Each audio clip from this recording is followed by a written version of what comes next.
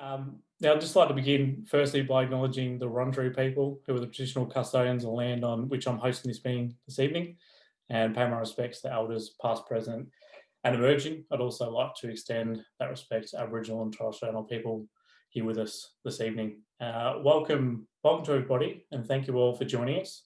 It's a little bit different this evening. We've got a lot of people from outside our basketball club joining us, from various local councils and gambling harm and awareness organisations. So thank you so much to everyone for your support. Now, most importantly, our guest we've got with us this evening has very generously given up his time. It's been a very busy couple of weeks and days, to no doubt, is Alan Christensen. Al, thanks for joining us, mate. Thank you for inviting me along. I'm really looking forward to sharing my story and exploring, what we can all get out of this. Yeah. Now, first, just quickly before we start, congratulations on the birth of your daughter. It was a week ago, 2 weeks ago now. Yeah, 2 weeks ago now. So, little Delilah was born a couple of weeks ago. So, very exciting time. Haven't had a lot of sleep, unfortunately, but that can, also be in part to the season finishing. But they go hand in hand. Yeah, I was going to say I'm not a dad myself, but I understand that they can't sort of cook for themselves and walk and talk from day one. There's a lot of work you've got to do, so I'm sure it's been pretty busy. Now, just a bit of background for everyone that is here that's joining us from outside our basketball club. Broadmeadows Basketball do a lot of work in this space. We have members of the Good Sports program. We've done a lot of programs before for Gambling Harm Awareness Week. We did a drop-in basketball program about this time last year, part of the Love the Game program, and we also participated in some research with Deakin University in 2018 with our youth. And I'll talk a little bit more about that later. A few of the results and stats that came out that were quite interesting. But I guess the best place to start is at the beginning. And can you tell us a little bit about how this all started for you, how you first got involved in this, and how your, challenges with gambling first started? Yeah, absolutely. And I want to thank everyone for jumping on and, giving you your Wednesday night. I understand that, everyone has their own life. So I really appreciate what everyone being able to do and give some time to listen to my story. So I guess I grew up in a household of 7. So I got 4 other siblings, mum and dad. Great. I cannot complain one bit about growing up and all the, the things I had in my life. I had everything I needed. Loved being around my dad. My dad played over 500 games of local football, always coached, always involved in footy. So, from a young tacker, I was always around footy clubs and all that. So I guess the thing with also my family, and I lay absolutely no blame on my family at all. They always own race horses as well. So I also was at the races a fair bit. I can remember being 5 or 6 years old and saying, "Oh, can I have like $2 on this?" And to dad, and as a dad, you're like, "Oh, like my kid, he's pretty excited about being in the races." Like, absolutely, I'll put $2 on, and I guess that trend sort of continued, pretty much all through my life. That I was always sort of around gambling, and my uncles used to say like, "Oh, who are you going to pick? Like, who are you going to do this for?" And it was just, it's just one of those things where I was a young kid and I wanted to hang around my uncles and sort of feel a part of it. And it was, when I sort of got to 15, 16, like it was either I was talking about footy with them or I was talking about like the horses and I've seen this horse and I've seen that. And it was, obviously looking back on it now, I can see myself now sort of developing a habit where I was like really either talking about footy or the horses. But yeah, I can never blame my family for that, because none of them and everything I've spoken to them about, they don't deal with the things I had to deal with. So it's been pretty challenging growing up, but it's just been one of those things. Yeah, and I guess the next thing is as as you get older and the age where you can bet by yourself, and then you start in your footy career, you get a bit more disposable income, a bit more time, and then I guess that's when you start to get a bit more into it. Yeah, absolutely. I'll jump back just a couple of years before that. I actually, really around year 11 and 12, me and my mates, we actually had like a punters club. We had a punting book. So, we'd look up, it's pretty crazy. Look, we'd get to home, our home group, 10 minutes before school actually starts, and we'd all sit there and, we'd pick races. I just look back now, I was like, how's that? Our teacher actually allowed that to happen. But, we used to do all sorts of things that just sort of blow my mind now. It's like we jump at the back of the classroom and we'd move the tables forward, and who could get closest to the front of the room, we'd have odds every day. And whoever could get to the closest.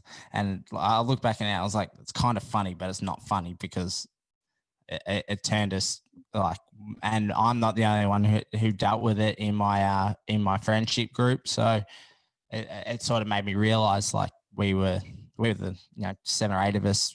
We all sort of headed down the same path. But as you said, I got drafted and started earning some good cash when my mates went to uni, and really had to sort of start saving, and had a part-time job or whatever, and couldn't really do what they wanted to do.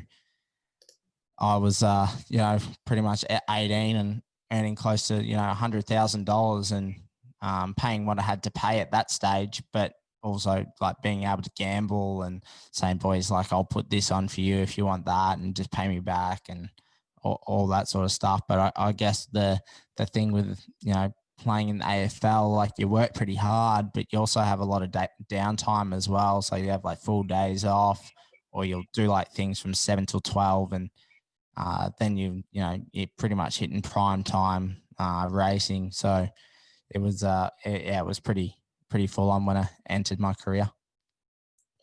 Yeah, just going back to you talking about year 11 and 12, and that's probably some of the stuff that you talk a lot about on your podcast, which we'll mention later. And some of the stuff we're involved in research-wise is the normalisation around it, and how aware young kids are of these things. And that, it's not once you turn 18 or 19, you start to find out about various gambling things and sports betting. It's something you become aware of without really having to look at a young age. And just some of the things that came out from the research that we did. So we had young people between, I think, 14 and up at our club, and just on a Saturday when we had games on, they were interviewed and just asked a few questions. And from that, we found that 3/4 of the people involved in that could recall seeing gambling ads during sports matches. So watching the NBA, watching the NBL footy, remembering seeing ads. So it obviously had an impact. At least half of them could specifically recall ads that were during basketball. 80% of people, this is under 18 in this group, could name at least one sports betting company at that age. So having a huge impact on them as well. And of them, a fifth, said that once they were 18 and able to gamble, that was something that they were considering doing. So it's clear from that it's having a big impact on people early, and that sort of stuff is, as you did, finding ways around it when you're younger, so that when you do turn 18, it just becomes this bigger thing. It snowballs, and I think that's something that you talk a lot about, isn't it? The normalisation of the ads that are on TV now.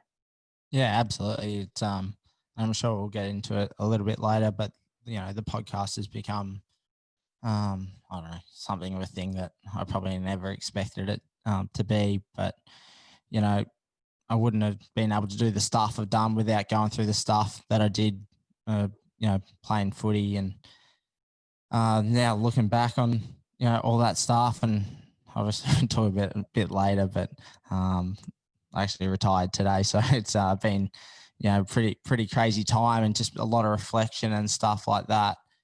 I look back at my career, and Geelong, when I was playing there, I was a young kid. I was playing in a town where I went to school. I knew a lot of people. It was pretty full on, and gambling was probably my main outlet. But I guess the one thing with gambling is that you become the master manipulator, and you become a liar, and you do anything you can to sort of keep gambling, and it can be pretty full on, sort of the stuff that you do to be able to even get your hands on $5 or $10 to sort of try and turn that into 200 to pay your rent for the week, or stuff like that. I guess going through my years at Geelong, so that's 2010 to 2014, I would have lost roughly nearly $300,000 for. I wasn't on huge money. I wasn't one of those players that's earning, 600, 700 grand. AFL players weren't earning that much back then.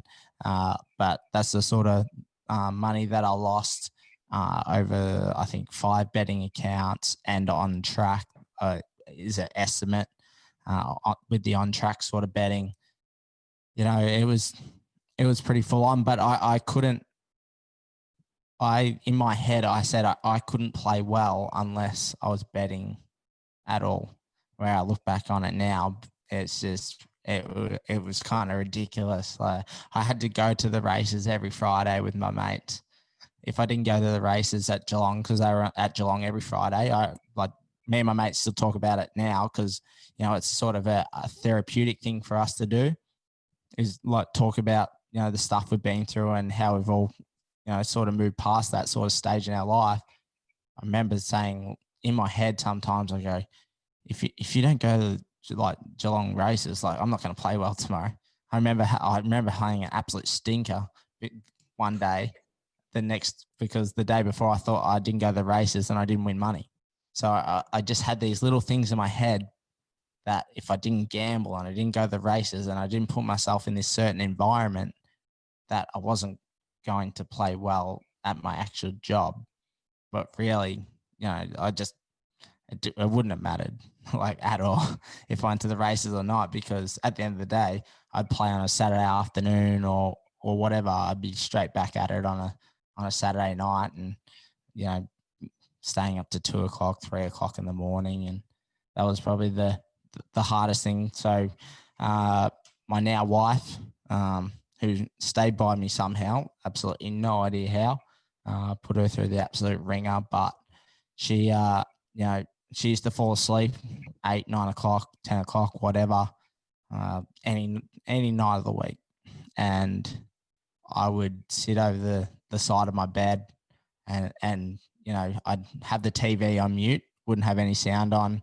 I'd put kind of a pillow in the corner of, on her head, so the light wouldn't come in, and I'd sit over the edge of my bed and gamble all night, 2, 3, 4 o'clock in the morning in, England, South Africa, Japan, all these places that were I'd do anything to just keep betting. And then I'd wake up 2 or 3 hours later and go to training, and boys like, yeah, you look so tired. I'm like, yeah, I'm just, didn't sleep that well last night. And I'd do this every single night.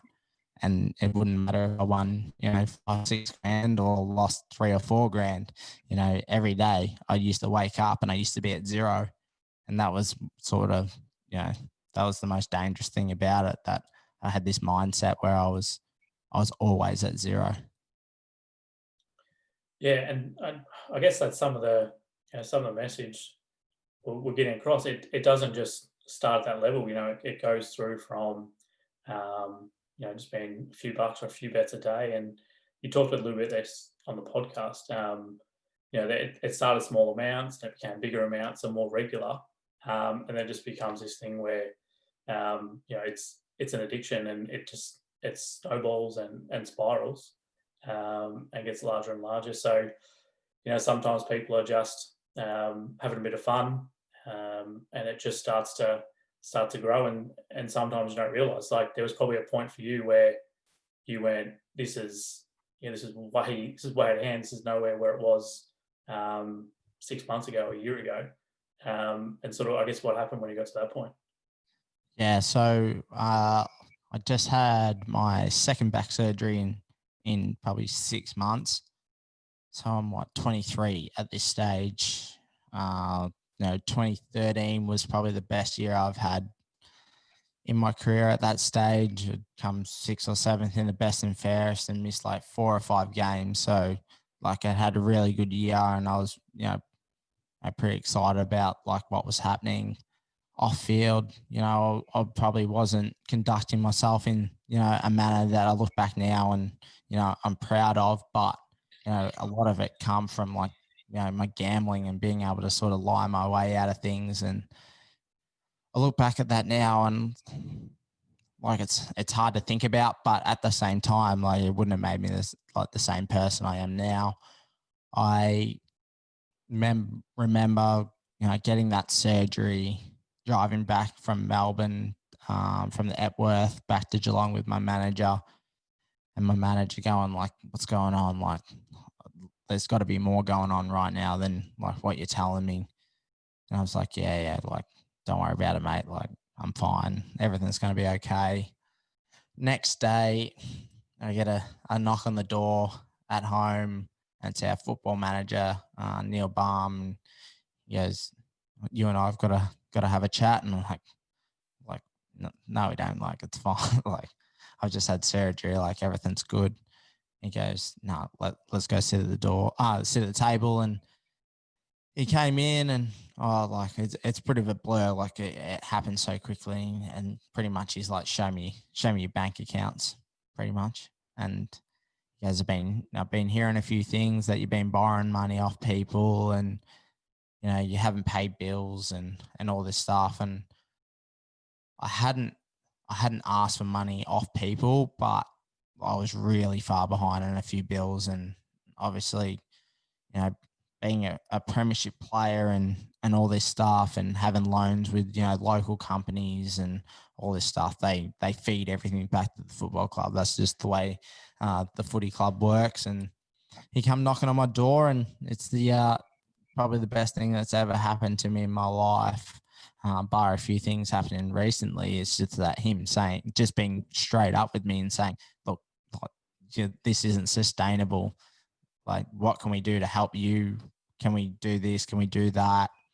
After that, I decided that there was too many triggers around Geelong. I remember going back there last year at Christmas and driving around with my wife and going, "Oh, I reckon I won 12 grand at that pub," and then driving down the street and like, "Oh, I remember one of those days. Like, I remember I had to ring you because I had no money to pay for dinner." And you're like, "Didn't we have like 5 or 6 grand in the account?" I'm like, "Yeah, I had to pay a bill," and doing that sort of stuff. So I had to remove myself from the triggers. And it was a hard decision because obviously, as I said before, I grew up in Geelong. Everything in my life had revolved around my mates and my family, and to all of a sudden, within probably a week and a half, 2 weeks, deciding that I want to go play for another team and remove myself from an environment that had been like really good for me. And it was a hard decision, and I know it's a decision a lot of people don't understand, and it's a decision that people now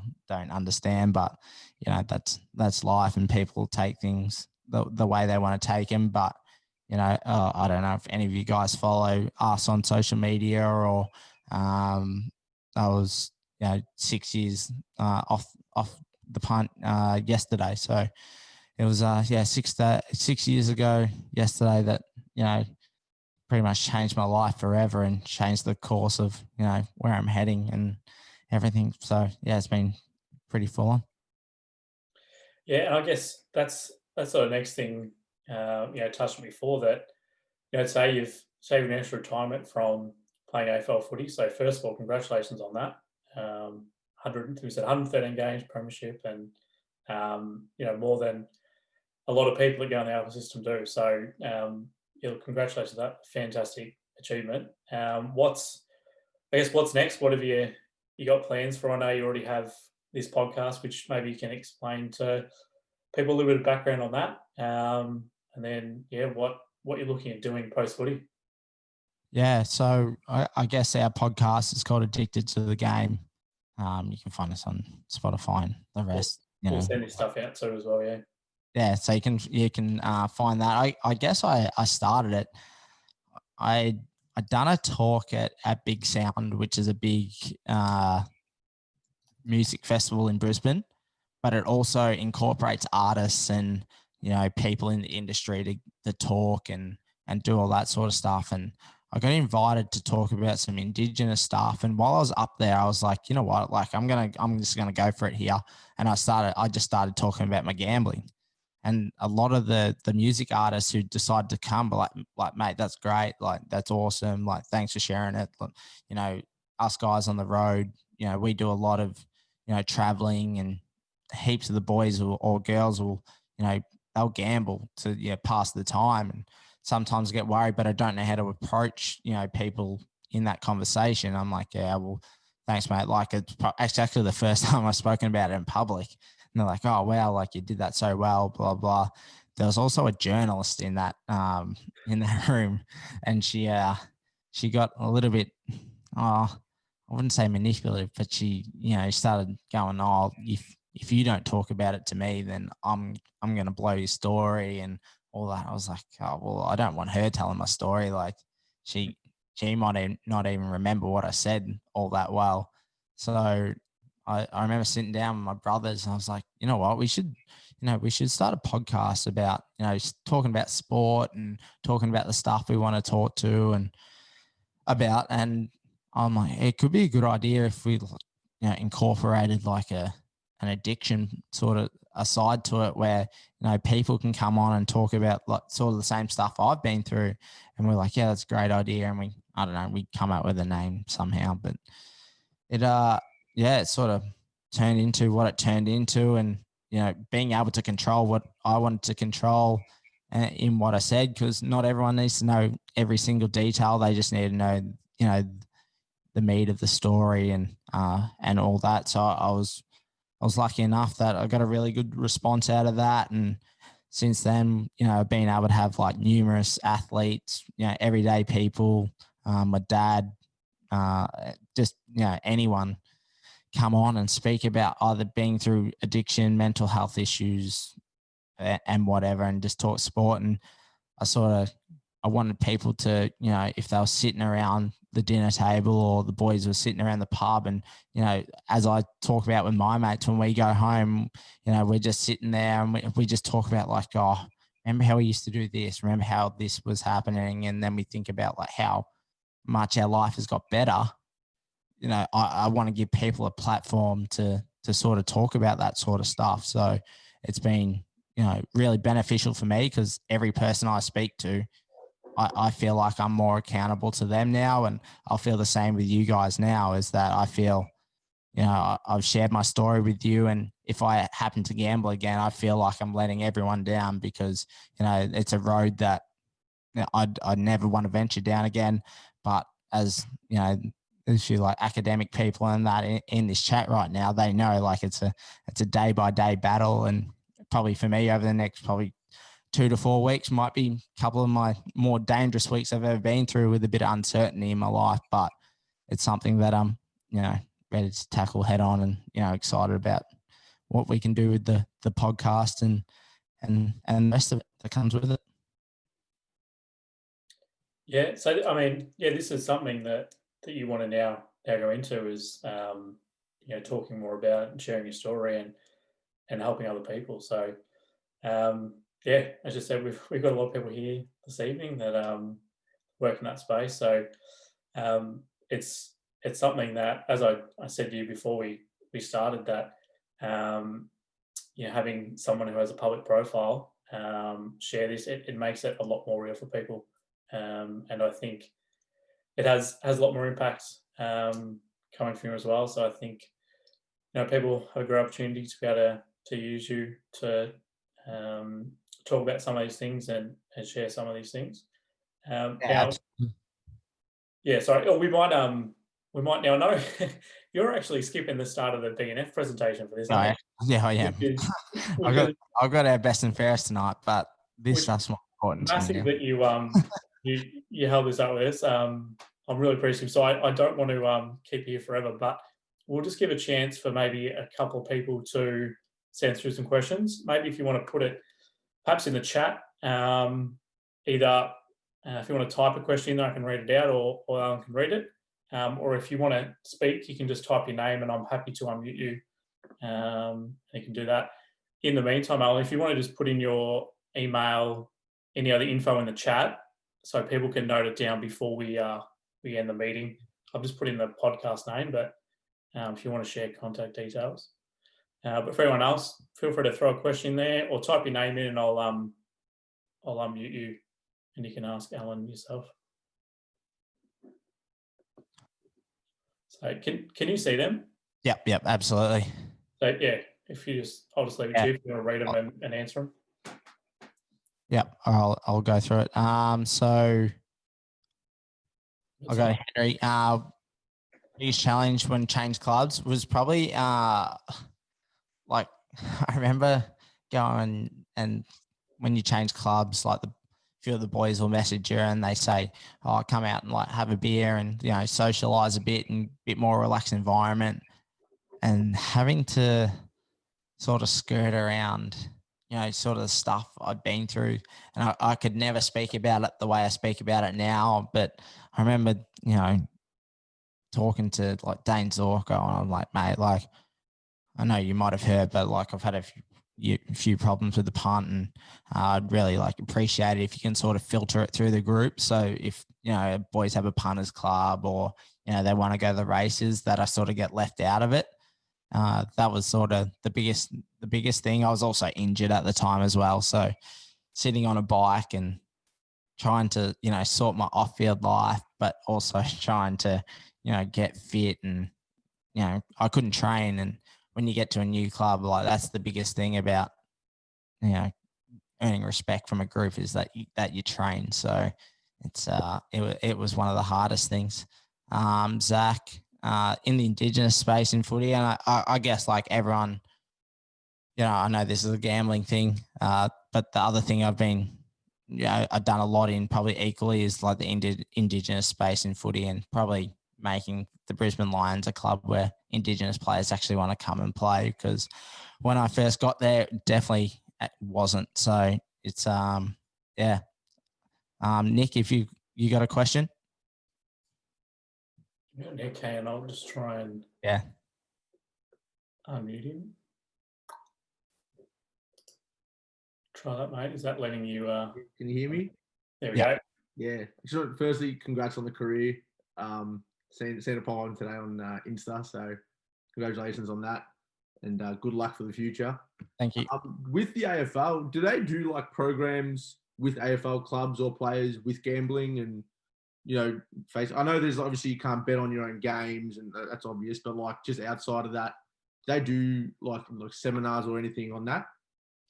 Yeah, it's a bit of a work in progress, I reckon, for the AFL. It's a very club by club thing. Obviously, the Lions were sponsored by Neds, so it was a bit of a weird conversation to have with a club about, at the time they're like, we've got no money and no one wants to sponsor us. And then I'm like, all right, that's fine. And then, you sort of go through the processes of sort of dealing with that. I guess the big thing for the Lions, they've had me. So I've been able to speak about, the dangers around it and what to look for, and where AFL, PA and all that. It's very generic sort of stuff. It's out there, but it's, I think someone would rather listen to me speak about it who's been through it than, out of the book sort of stuff, cookie cutter, sort of setup. But I guess that's the thing that I'll keep trying to work on in the future, is like, trying to create an environment where AFL players and, professional athletes in general can just speak about, the stuff they've been through. So I'm looking forward to that. I think we've got Louise as well. So hopefully, there we go. Oh, hi, Alan. Thank you, and congratulations on your career, and also the 6 years. I'm not sure if you say congratulations in that context, but I guess I had a similar question around the AFL, and you've kind of answered it from Nick's question, really about, I guess, in the past 6 years, have you seen a change in the environment of AFL and talking about gambling? Because I guess we still constantly see continuing sponsorships. We see some of the clubs still having pokies venues. So are you seeing a transformation in the AFL, or do you think it's still the same as it was back when you were gambling? I feel like maybe because I'm very much in it now. Do I think it's changed? Yeah, I do think it's changed, but I also think we have a long way to go because, AFL is the most popular sport in Australia. And even when I was sitting at the preliminary final the other day, they had the Ned sponsorship, they had the Sportsbet sponsorship, and I think there was a Unibet sign flying around as well. So I was just, it's hard when you're like trying to support the boys, but in my head, I'm like, what's going on with all those gambling ads like during the game? And then, I'll watch. Don't hold this against me, people, but I'll watch Neighbours on the every night. But I don't know. I think we do have to hold that against you. But as I said. No, okay. But you can have that. So Neighbours, during the half an hour that has over the last 2 weeks, where I've just like, oh, this is like probably getting out of hand. 2 weeks, like 5 episodes, I've counted 32 gambling ads, like just in that half an hour slot over 10 episodes. So that's three an episode. I'm just like, wow, like this is like pretty crazy. Like gambling ads know exactly where to go and they know who's watching and all that sort of stuff. So there's got to be some sort of, control over, where they can put it and if they should be allowed to do it. And I'm thankful that I'm included in the conversation around that. But as your question, I think there's been change, and especially at the Lions because they've got me and I've been able to speak to them about it and all that. So yeah. Thank you. You got a couple more. Nick's had another go. This is your last question, Nick, but he's just typed in there if you want to go through that. Yeah. So do you agree with gambling companies sponsoring pro clubs? No, I don't. Like, it's just, and I guess the big thing I've seen is, kids getting upset about not having the same jumper or Guernsey or top that, their pro athletes are wearing. So, the big thing that I really wanted, I'm like, fine, you do whatever you like. Like, I can't control who sponsors you, but it can't be on the kids' top. And so it's not on the kids' top. So it's something that, it needs to change, but I hope it doesn't sort of get to the levels like, you see in the EPL and that sort of stuff because, it's so full on over there. I think there's 2 or 3 more there. Yeah, so Hannah and then Mitten and Beck, I'll answer those 3. So the betting advertising I see during sport, it's pretty funny because obviously there's legislation that they can't do it before a certain time and then it gets after that time and then it's just a free for all. So it's everyone knows, but I can't recall the time right now, but live sport, especially, it doesn't start till 7:50, 7:40. So by the time it gets to the 9:30, 10 o'clock, the game's still going. And, you start seeing an influx of gambling ads between, goals, tries, whatever it is. It's something that, needs to change dramatically. And hopefully, people like me and, there's lots of other people I know have been through a certain, a similar situation that they understand that, it might only be a certain percentage of the population, but you wouldn't talk to a gambling addict, an alcohol addict or a drug addict or or anything like that the same way some people, treat gambling addicts. So it's something that definitely needs to change. Hannah, who messaged the kids who are big sports fans who might become interested in gambling. I guess the thing, and Hannah, I know you listen to the podcast every now and again.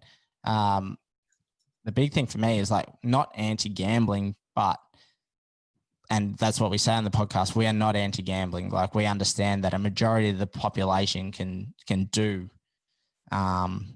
what they want to do. They can, have a punters club on a Saturday and they can leave it at that, and they might not come back for another month or whatever. So I understand that. But I guess the big thing for us is that, sports should be about the sports. It should never, ever be about the odds. If you're more interested, and we've had people message us and saying, our kid is only interested in who kicks the first goal, and we'll look up on the internet what the odds are of the first goal. And that's the sort of stuff that, as parents and, even older brothers and sisters, you just got to watch these little signs, because, sport should just be about sport. And that's what we all love about it. We love the contest. We love, the adrenaline that just comes with sport. We got to, teach our younger kids that, sport doesn't need to be about, if I win or lose on the punt. Because, I've had a few of the players who have had to deal with, abuse because, they haven't done a certain act in a game. And, they go like, I hope you do your ACL or I hope you break your leg next game, and saying all this, like, it's ridiculous, some of the stuff people say to them. So, yeah. Beck, any difference in the gambling environment, Queensland to Victoria? I feel like because Victoria is very racing centric, which I was in, I saw that probably there was more going on in Victoria when it came to racing. Just some of the dealings that I've dealt with over the few years. I feel like a lot of especially the players are more, pokey sort of centric. So that's probably the difference. Christian, would you be key message associated with Awareness Week for young people? Just keep an ear out. Keep an ear out to your mates and the way they're speaking. And if you take anything from what I said earlier, just have a listen to what they're saying. And if there's something that you might want to flag with them, just hit them up. Like there's nothing wrong with asking one of your mates, like, oh, what do you reckon your gambling is like, is it still fun? Is it still this? Just having a chat about it, just putting it in their head, because, we never ever had someone like that in me and my mates. We never had someone just even put the slight idea, and, keep reminding them, like, sport should be about, watching your team win, or it should be about watching your team lose, or it should be, watching, in your guys and girls' sake, like watching them, learning. That's what I used to do as a kid. For a lot of us, you watch them and you learn, and you want to keep getting better, and you want to be like them. So it should be about role models and all that. So, I think that's a good way to finish it. Yeah, excellent. We might, we'll wrap it up. I know you need to get going. Thank you. Thanks so much for jumping on and being, so candid and so honest with us, because it really is an important message for everyone. And, as you said, it's stuff that it's different hearing it from someone who's been through it, rather than just someone coming in saying, don't gamble. Someone who can share some of the, I guess, things that you go through. So we really appreciate your time. Again, congratulations on your footy career.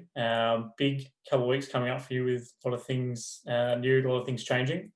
We are hoping that we might get you back during NAIDOC week to do a chat as well, but I know you're going to be pretty flat out. So, thank you again. All the best. And, hopefully we'll chat soon. And thank you, everyone that's joined us. Yeah, thank you, everyone. Thanks for listening in.